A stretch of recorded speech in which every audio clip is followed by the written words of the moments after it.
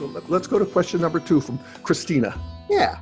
So this is Christina out here in Idaho. Any day that has a new Daily Evolver podcast is a great day. Oh, thanks, Christina. Thank you so very much for all your work. It's lonely out here.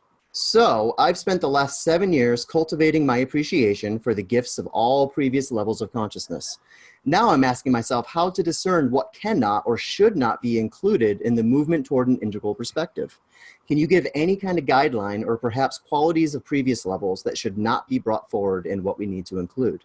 I've always used inclusivity as a general guideline, but I'd really be interested to become more adept at spotting and unpacking the negatives of previous levels. Yeah, what a great question. And, a common one and an important one. And I actually think that you hit the nail on the head, Christina, with the idea of inclusivity is to the degree that they're not inclusive, you want to leave that part behind. I often say that we want to bring forth everything from previous stages, but their exclusivity claim.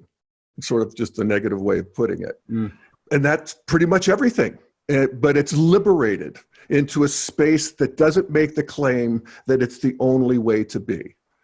And that's very much characteristic of all of the first 6 stages of development that we have in the Aqua model, Ken Wilber's Aqua model, the altitudes of development, is that each stage is monoperspectival.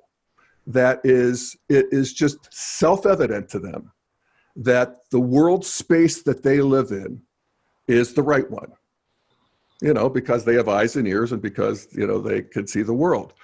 And that to the degree that other people don't live in that world and don't agree with that reality and stages disagree, then they see the other as wrong.